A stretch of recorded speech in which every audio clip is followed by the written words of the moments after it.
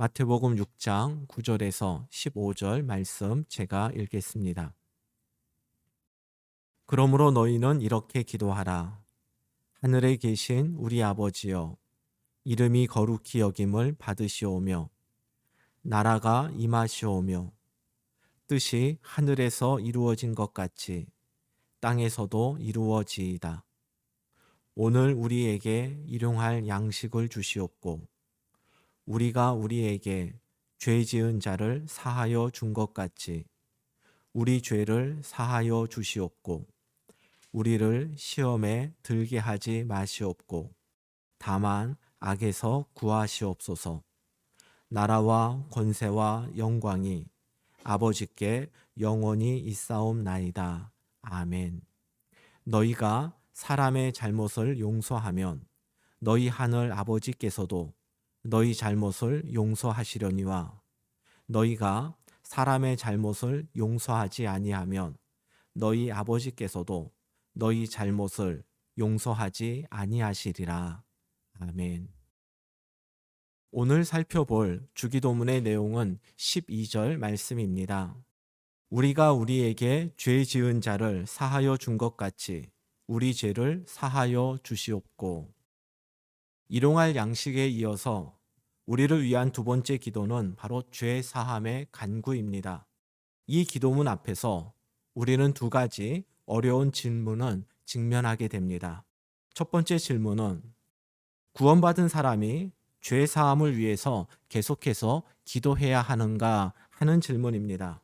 우리는 예수님을 믿음으로 죄로부터 구원받고 또 의롭다는 칭함을 받은 성도입니다. 주기도문은 불신자가 아니라 예수님을 믿고 따르는, 즉 죄로부터 구원받은 제자들에게 가르쳐 주신 기도문입니다. 그런데 왜 예수님은 죄로부터 구원받은 제자들에게 죄 사함을 위해서 계속 기도하라고 말씀하셨을까요? 우리는 예수님께서 돌아가시기 전날 밤 제자들과 함께 하신 그 식사를 성찬식의 기원으로 봅니다. 그런데 요한복음 13장을 보면 예수님께서 이 마지막 식사를 통해 또 하나 중요한 예식을 거행하셨음을 알 수 있습니다. 요한복음 13장 4절과 5절 말씀입니다. 저녁 잡수시던 자리에서 일어나, 이때 저녁 잡수시던 그 자리가 바로 십자가에 달려 돌아가시기 전날 목요일 밤에 있었던 그 식사를 말합니다. 저녁 잡수시던 자리에서 일어나 겉옷을 벗고 수건을 가져다가 허리에 두르시고 이에 대야에 물을 떠서 제자들의 발을 씻으시고 그 두르신 수건으로 닦기를 시작하여. 예수님께서는 식사 중에 제자들의 발을 씻어주셨습니다. 이것은 당시 종이 외출해서 돌아온 주인에게 행하던 일상적인 일이었습니다. 또 우리는 이것을 기념하여 세족식이라 하여 이 일들을 우리도 행하고 있습니다. 예수님께서는 왜 식사 중에 제자들의 발을 씻어주셨을까요? 요한복음 13장 13절에서 15절 말씀입니다. 너희가 나를 선생이라 또는 주라 하니 너희 말이 옳도다. 내가 그러하다. 내가 주와 또는 선생이 되어 너희 발을 씻었으니 너희도 서로 발을 씻어주는 것이 옳으니라. 내가 너희에게 행한 것 같이 너희도 행하게 하려 하여 본을 보였노라. 섬기기보다는 섬김 받기를 좋아하고 누가 더 큰지에 관심을 갖고 있던 제자들에게 예수님께서는 손수 섬김과 낮아짐의 본을 보여주신 것입니다. 요한복음 13장 8절 말씀을 보겠습니다. 베드로가 이르되 내 발을 절대로 씻지 못하시리이다. 예수께서 대답하시되 내가 너를 씻어주지 아니하면 내가 나와 상관이 없으리라. 제자들의 한 사람 한 사람 발을 씻어주신 예수님께서 드디어 베드로 앞에 오셨습니다. 베드로는 스승이 제자의 발을 씻는 것을 받아들일 수가 없어서 강하게 거절을 했습니다. 그랬더니 예수님께서는 그러면 너는 나와 아무 상관이 없다 이렇게 말씀을 하셨습니다. 베드로는 한 극단에서 또 다른 극단으로 널뛰기를 잘하는 그런 독특한 인물입니다. 너희는 나를 누구라 하느냐 하는 예수님의 질문에 모든 제자들이 무슨 말을 할지 몰라 머뭇거리고 있을 때 베드로는 주는 그리스도시요 살아계신 하나님의 아들이십니다 하는 위대한 신앙 고백을 했습니다. 예수님은 이러한 고백이 하나님께서 알려주시지 않으면 할 수 없는 고백이라며 칭찬을 하셨고, 그런 베드로의 신앙 고백 위에 주님의 교회를 세우시겠다고 약속을 하셨습니다. 이어서 예수님은 처음으로 제자들에게 당신이 당할 고난과 죽음 그리고 부활을 예고하셨습니다. 이 말씀을 들은 베드로는 절대 그럴 수 없다고 항변을 하였습니다. 그런데 우리말 성경에 항변하다로 번역된 그리스어는 꾸짖다, 비난하다입니다. 즉 베드로는 예수님의 순한 예고를 듣고 얼마나 흥분했는지 조금 전에 자기 입으로 당신은 하나님의 아들입니다 하고 고백한 예수님을 꾸짖고 비난을 했던 것입니다. 이로 인해서 베드로는 예수님께로부터 사탄아 내 뒤로 물러가라 하는 책망을 듣기도 했습니다. 이처럼 베드로는 감정의 기복이 심하고 극단적인 표현들을 잘 하던 인물이었습니다. 이런 베드로는 자신의 발을 씻으려는 예수님께 내 발을 절대로 씻을 수 없다 이렇게 말을 했다가 내가 너를 씻어주지 않으면 너와 나는 아무 상관이 없다 하는 예수님의 말씀을 듣고 또 베드로는 무엇이라고 말을 했겠습니까? 요한복음 13장 9절입니다. 시몬 베드로가 이르되 주여 내 발뿐 아니라 손과 머리도 씻어 주옵소서. 지금 제가 굉장히 점잖게 이 구절을 읽었지만 여러분 머릿속으로 상상을 해보십시오. 베드로가 또 얼마나 흥분을 했겠습니까? 그러면 주님 저는 제 발뿐이 아니라 제 온몸을 좀 씻어 주십시오 하면서 소매를 걷어붙이고 자기의 머리를 주님께 또 조아리지 않았겠습니까? 베드로의 이런 엉뚱한 요청에 예수님께서는 다음과 같은 말씀을 하셨습니다. 요한복음 13장 10절입니다. 예수께서 이르시되 이미 목욕한 자는 발밖에 씻을 필요가 없느니라. 온몸이 깨끗하니라. 너희가 깨끗하나 다는 아니니라.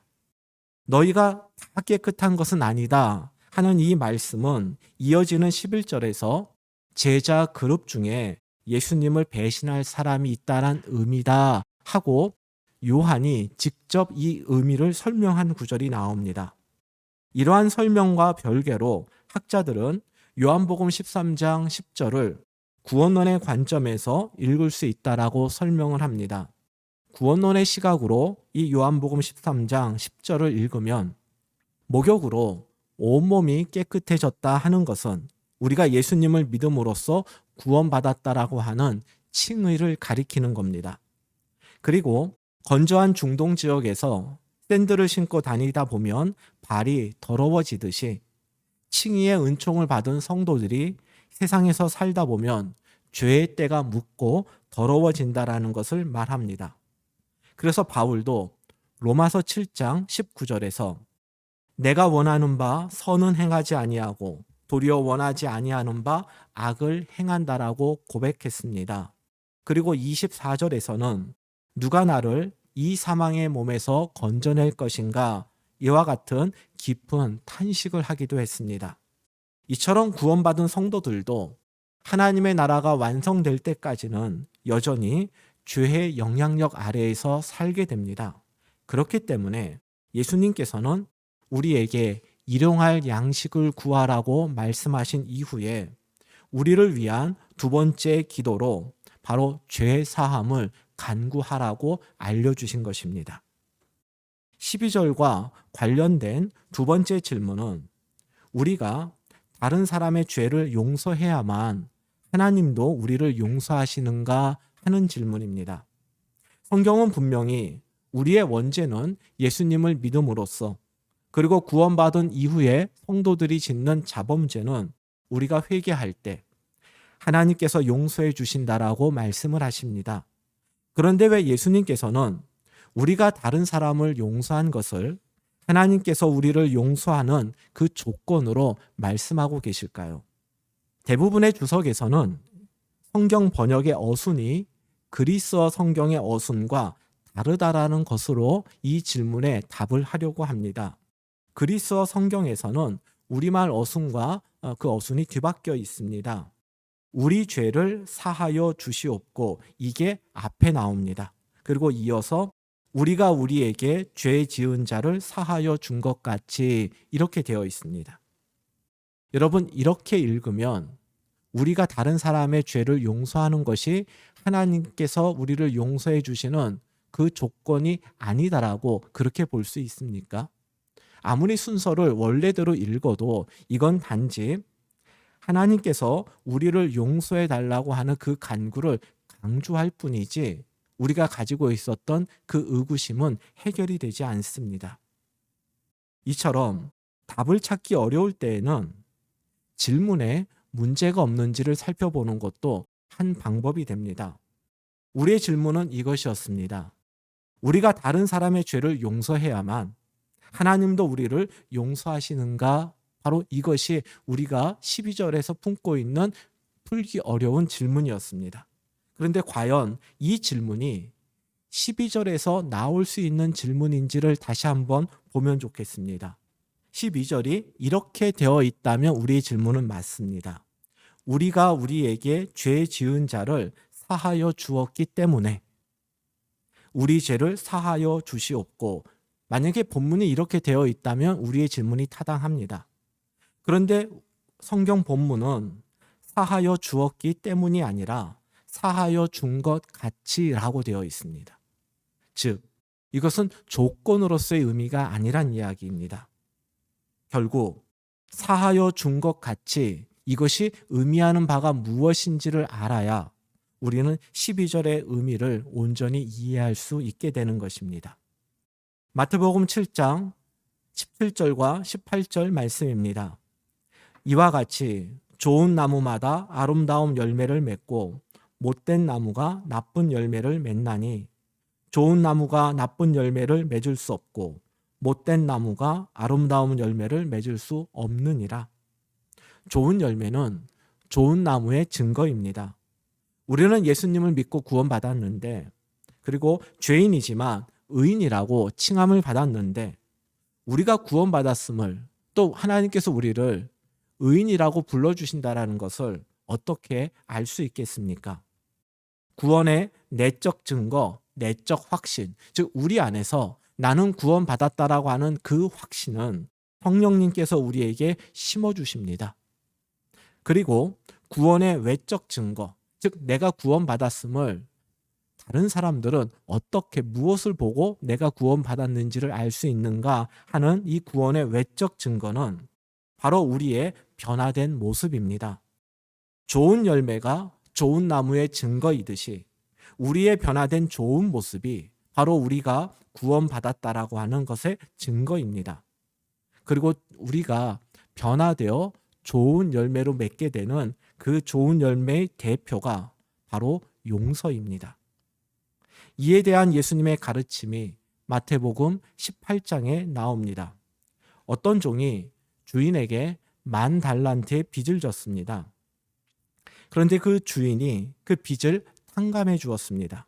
빚을 탕감받은 직후 종은 자기에게 100데나리온을 빚진 동료를 만났고 그에게 빚을 갚으라 재촉하였습니다. 조금 더 시간을 달라는 그 동료의 부탁을 거절하고 이 종은 자신의 동료를 옥에 가두었습니다. 이 소식을 들은 주인이 10,000달란트 빚졌던, 그리고 탕감해 주었던 그 종을 다시 불러들였습니다. 그리고 이렇게 말하였습니다. 마태복음 18장 33절입니다. 내가 너를 불쌍히 여김과 같이 너도 내 동료를 불쌍히 여김이 마땅하지 아니하냐 하고 주인이 노하여 그 빚을 다 갚도록 그를 옥졸들에게 넘기니라. 주인은 종에게 내가 너를 불쌍히 여겼으니 너도 동료들을 불쌍히 여김이 마땅하다라고 말했습니다. 이 말은 내가 너에게 베푼 은혜가 얼마나 큰데 너는 그 적은 것도 감당하지 못하느냐, 이런 의미가 됩니다. 10,000달란트는 100데나리온의 60만 배의 가치가 있다고 합니다. 종이 동료에게 빌려준 돈이 만약에 10만 원이라면 종이 주인에게 탕감받은 금액은 600억 원에 해당합니다. 그런데 종이 빌려준 돈 100데나리온은 100일치 일당에 해당하는 금액입니다. 그렇다면 이 종이 주인에게 탕감받은 10,000달란트는 우리와 같은 일반인들은 상상조차 할 수 없는 천문학적인 금액입니다. 그래서 주인은 종에게 너도 마땅히 동료를 불쌍히 여겨야 하지 않겠느냐고 책망을 한 것입니다.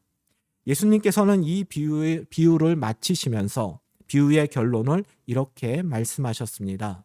마태복음 18장 35절입니다.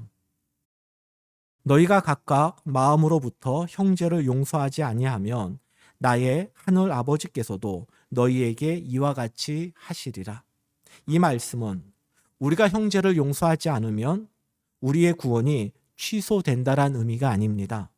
하나님께 용서받은 사람이라면 마땅히 용서하는 삶을 살아야 된다. 이것을 강조한 말씀입니다. 다시 말씀드려서 용서하는 삶으로서 우리는 하나님께 용서받았음을 증명하라는 그런 주님의 말씀인 것입니다. 즉 용서하는 삶이란 우리가 하나님께 용서받고 구원받은 하나님 나라의 백성임을 증명하는 가장 좋은 열매란 뜻입니다. 이런 관점에서 우리가 앞서 읽은 12절을 이렇게 바꾸어 볼 수 있습니다. 하나님, 죄의 유혹에 속절없이 무너지는 저희를 불쌍히 여기시고 용서하여 주십시오. 저희도 하나님의 죄 사함의 은총을 받은 성도답게 용서하며 살겠습니다. 조금은 거칠지만 우리가 어려워하고 의구심을 가졌던 마태복음 6장 12절 말씀의 의미들을 따져본다면 바로 이런 문장이 되겠습니다. 이처럼 용서의 삶은 구원받음의 증거요, 성도의 마땅한 모습입니다. 그래서 우리는 날마다 용서의 삶을 추구해야 하는데 용서하며 살기 위해서 우리가 힘써야 할 것이 무엇인지를 몇 가지 살펴보도록 하겠습니다. 제일 먼저 우리는 용서하는 삶을 위해서 용서를 포기하지 말아야 합니다. 용서의 삶을 포기하지 말라는 것은 용서하는 것이 매우 어렵고 힘들다라는 것을 전제한 표현입니다. 우리가 1만 달란트라는 천문학적 금액의 빚을 탕감받았더라도 내 주머니에 들어올 100데나리온, 조금 더 실감 있게 표현해서 내가 600억 원의 빚을 아무 조건 없이 탕감받았더라도 내가 받아야 될 10만 원을 포기하기가 참 어렵습니다. 우리가 용서하며 사는 것이 얼마나 어려운 것인지를 주님께서도 아셨습니다. 그래서 하나님의 영광을 위해서 3가지의 기도 제목을 가르쳐 주시고 그리고 우리 자신의 필요를 위해서 3가지 기도 제목을 가르쳐 주신 후 이 주기도문 뒤에 유일하게 용서에 관한 말씀을 예수님께서는 덧붙이셨습니다. 마태복음 6장 14절 15절 말씀입니다. 너희가 사람의 잘못을 용서하면 너희 하늘 아버지께서도 너희 잘못을 용서하시려니와 너희가 사람의 잘못을 용서하지 아니하면 너희 아버지께서도 너희 잘못을 용서하지 아니하시리라. 우리가 용서하는 삶을 포기해서는 안 되는 이유는 사람에 대한 우리의 용서는 우리에 대한 하나님의 용서와 연결되어 있기 때문입니다. 마치 제자들의 발을 씻으시는 예수님께 베드로가 내 발은 절대 씻지 못합니다. 이렇게 말했을 때 예수님께서 내가 너를 씻어주지 않으면 너와 나는 아무 상관이 없다. 이렇게 말씀하신 것처럼 용서 없는 삶은 하나님과 무관한 인생입니다. 그렇기 때문에 우리는 힘들고 어려워도 용서의 삶을 포기해서는 안 됩니다. 두 번째로 우리가 용서의 삶을 살기 위해서 우리의 용서를 하나님의 용서와 비교해 보아야 합니다. 제가 앞서 우리가 탕감해 주어야 될 100데나리온을 10만 원으로 예를 들었습니다만 100데나리온은 앞서 말씀드린 것처럼 100일치의 일당, 조금 더 간편하게 계산을 한다면 3개월치 월급에 해당하는 큰 금액입니다. 하루 일당을 5만 원으로 잡으면 100데나리온은 500만 원, 하루 일당을 10만 원으로 잡으면 1000만 원에 해당하는 큰 금액입니다. 즉 100데나리온도 사실 우리가 탕감해 주고 용서해 주기에는 매우 큰 금액으로 느껴집니다. 이처럼 용서의 삶이 성도의 마땅한 모습이지만 그렇게 사는 것이 매우 우리에게 어렵고 힘든 일입니다. 앞서 그렇게 어렵고 힘든 일을 우리가 포기하지 말자 그랬습니다. 포기하지 않으려 해도 힘든 건 마찬가지입니다. 그럴 땐 바로 내가 받은 그 용서의 은혜를 생각해 보시기 바랍니다. 내가 탕감해 주어야 할 빚이 500만 원 또는 1000만 원이라면 내가 이미 하나님께 탕감받은 금액은 3조 원 또는 6조 원에 해당합니다. 내가 탕감받은 금액과 내가 탕감해 주어야 될 금액은 비교가 되지 않습니다.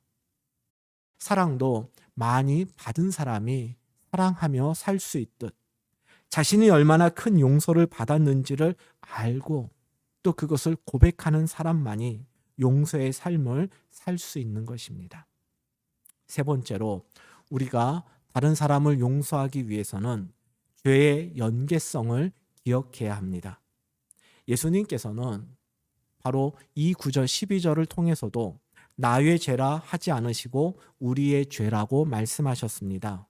즉 우리가 서로 죄로 연결되어 있음을 말씀하신 것입니다. 내가 비난하는 그 사람의 죄 속에 바로 나의 죄를 볼 수 있어야 합니다. 그래야만 우리는 용서의 삶을 살 수 있고 하나님께 나의 죄가 아니라 우리의 죄를 사하여 주소서라고 기도할 수 있는 것입니다. 이 죄의 연계성에 대해서는 김영복 목사님이 쓰신 가장 위험한 기도, 주기도라는 책의 내용으로 그 설명을 좀 대신하려고 합니다. 오늘날 인류의 문제는 죄에 대한 우리의 연대성을 깨닫지 못하고 인정하지도 못하는 데 있습니다. 자기 자신의 죄조차 인정하려 하지 않는 상황인데 하물며 다른 사람의 죄에서 자신의 책임을 느끼기를 기대하기는 힘듭니다. 적어도 믿는 사람은 이 점에서 달라야 합니다. 예수 그리스도께서는 인류의 모든 죄를 당신의 죄로 인정하고 그 모든 죄를 담당하셨습니다. 죄 안에 우리 모두가 연결되어 있지 않다면 그분의 대속이 우리에게 미칠 수 없습니다. 제가 빨간색으로 표시한 바로 이 문장을 주목하시기 바랍니다. 죄의 연계성, 죄의 연대성을 부정하면 우리 모두의 죄를 지고 십자가에 달려 돌아가신 예수님의 구원의 은혜 속에 우리가 거할 수 없다란 이야기입니다. 우리 모두는 예수 그리스도께서 대신 속죄해 주셨기에 용서를 입고 하나님을 아빠라고 부를 수 있습니다. 그런 우리이기에 다른 사람의 죄에서 나의 몫을 발견하고 진실하게 우리의 죄를 우리에게 용서해 주소서라고 기도하게 되는 것입니다. 죄의 연대성에 대한 아주 탁월한 설명이라 생각합니다. 다른 사람의 죄를 보고 그 사람을 비난하기에 앞서서 바로 그 사람의 그 죄의 근원을 찾아 들어가다 보면은 결국 나의 죄와 연결되어 있음을 우리가 깨달아야 함을 말씀해 주고 있습니다. 지금까지의 이 내용은 마태복음 6장 12절을 읽을 때 우리가 직면하게 되는 어려운 질문에 대한 설명이었습니다. 이제부터 생각해 볼 것은 바로 용서함에 대한 의미입니다. 우리가 누군가를 용서한다라는 것은 과연 무엇을 의미할까요? 우리가 할 수 있는 용서는 사법적 죄인에게 무죄를 판결하는 것이 아닙니다. 14절과 15절 말씀을 보면 이 짧은 두 구절에 용서라고 하는 말이 4번 나옵니다. 이 단어의 주요 의미 중 하나가 풀다입니다. 풀다.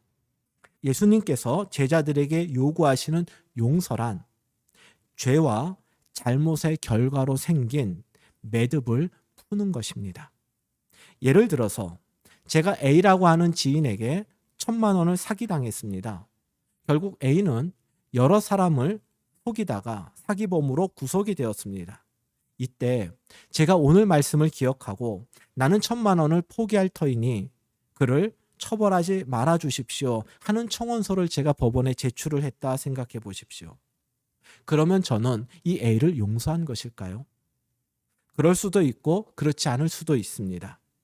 돈도 포기하고 탄원서도 제출했지만 A 때문에 우리 집이 망하게 되었다라는 생각 속에 제가 마음으로 계속해서 A를 미워하고 원망한다면 저는 아직 A를 용서한 것이 아닙니다.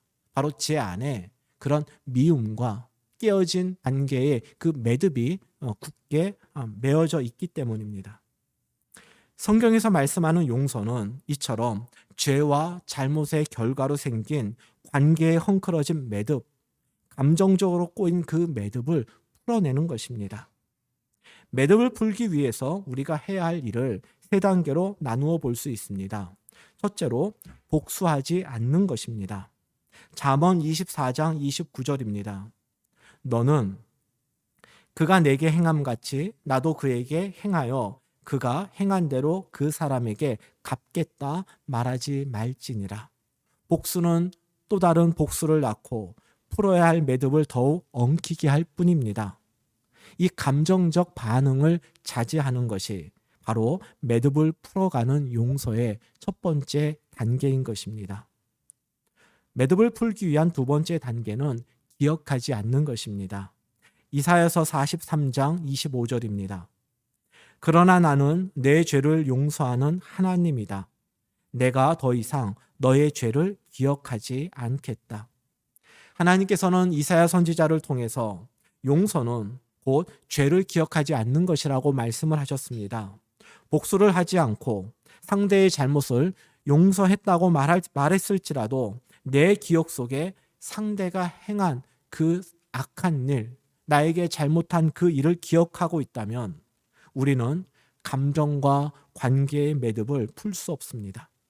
그래서 감정적 반응을 자제했다면 상대의 잘못을 기억하지 않는 그 단계로 나아가야만 얽힌 매듭을 풀 수 있는 것입니다.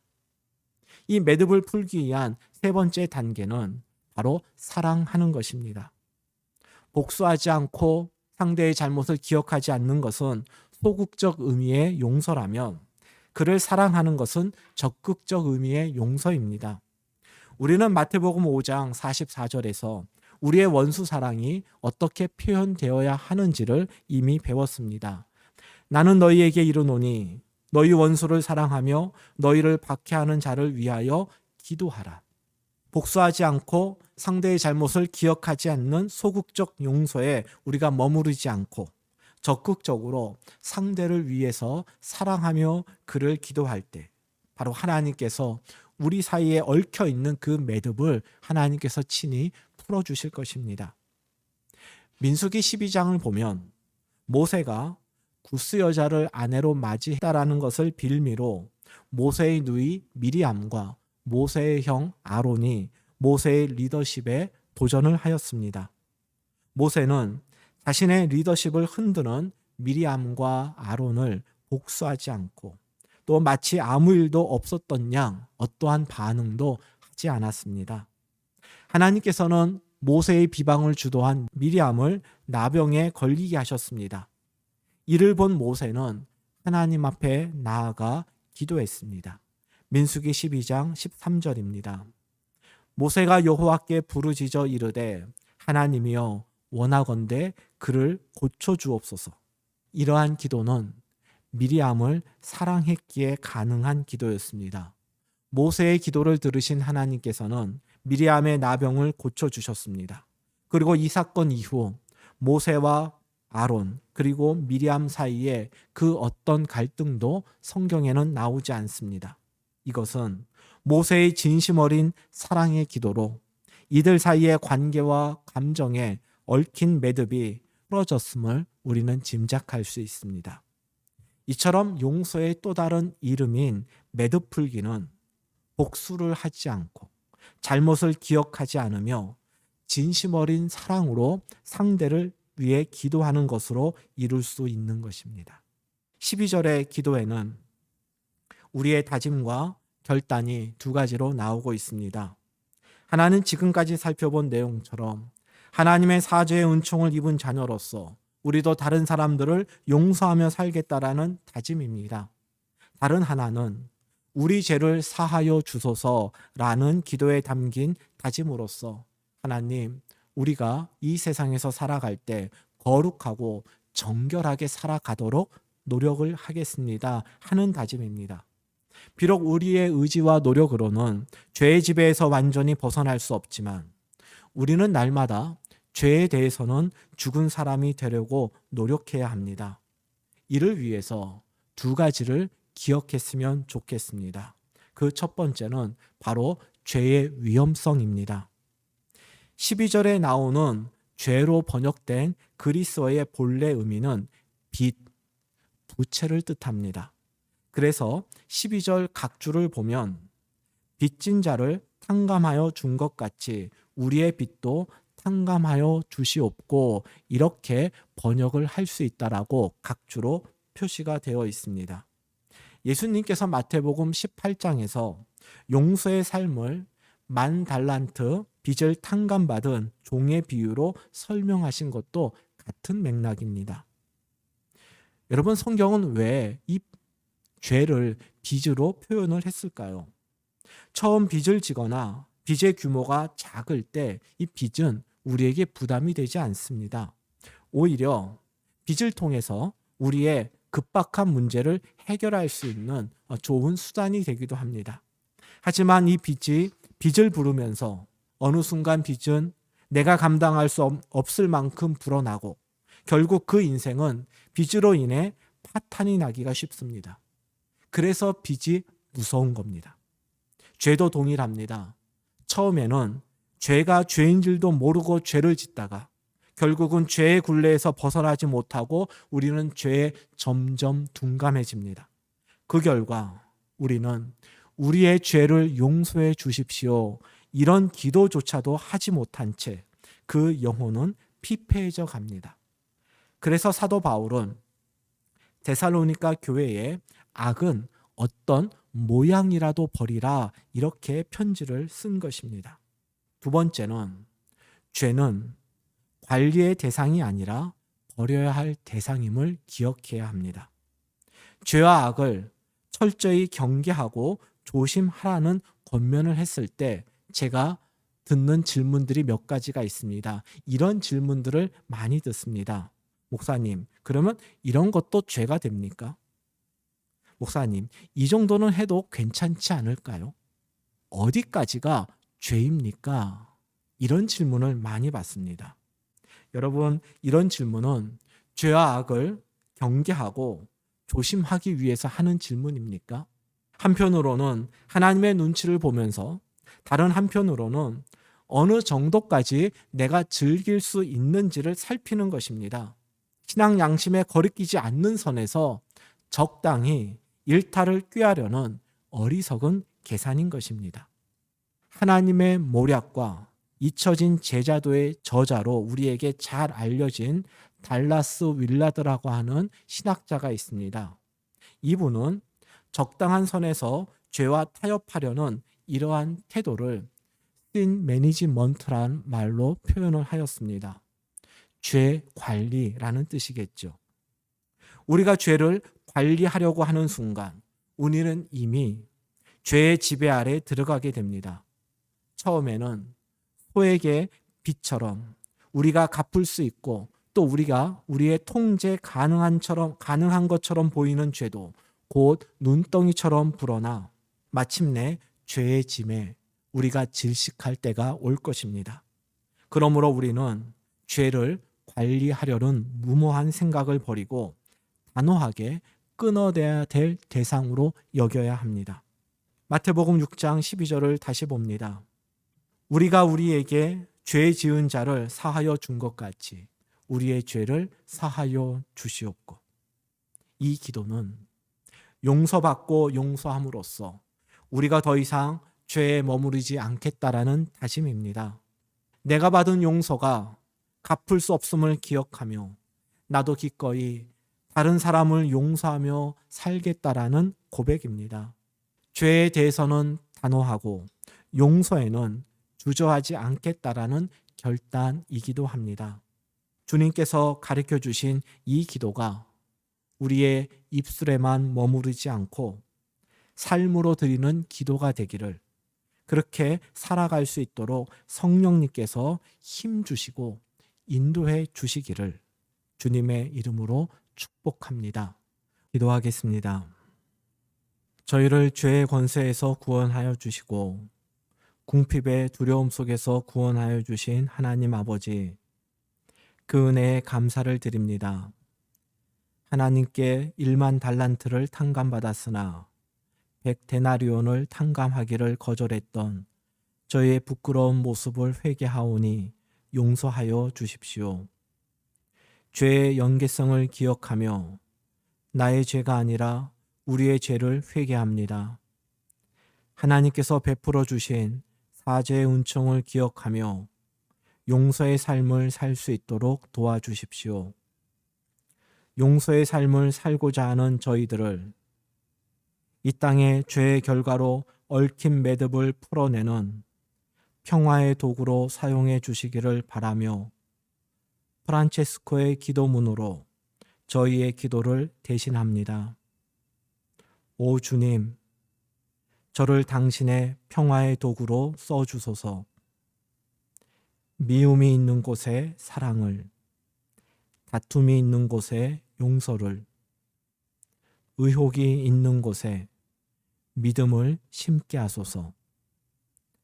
절망이 있는 곳에 희망을, 어두움이 있는 곳에 빛을, 슬픔이 있는 곳에 기쁨을 심게 하소서. 오 거룩하신 주님, 제가 위로받으려 애쓰기보다는 위로할 수 있도록, 사랑받으려 애쓰기보다는 사랑할 수 있도록 도와주소서. 예수님 이름으로 기도하오며 우리 주 예수 그리스도의 은혜와 아버지 하나님의 크신 사랑하심과 성령님의 도우심과 인도하심이 용서받은 자로서 용서의 삶을 살아감으로 아픔과 상처와 왜곡된 관계의 매듭을 풀어가는 평화의 도구로 쓰임받기를 간절히 소망하는 하나님의 자녀들 위해 이제로부터 영원까지 함께 하시기를 간절히 축원하옵나이다. 아멘.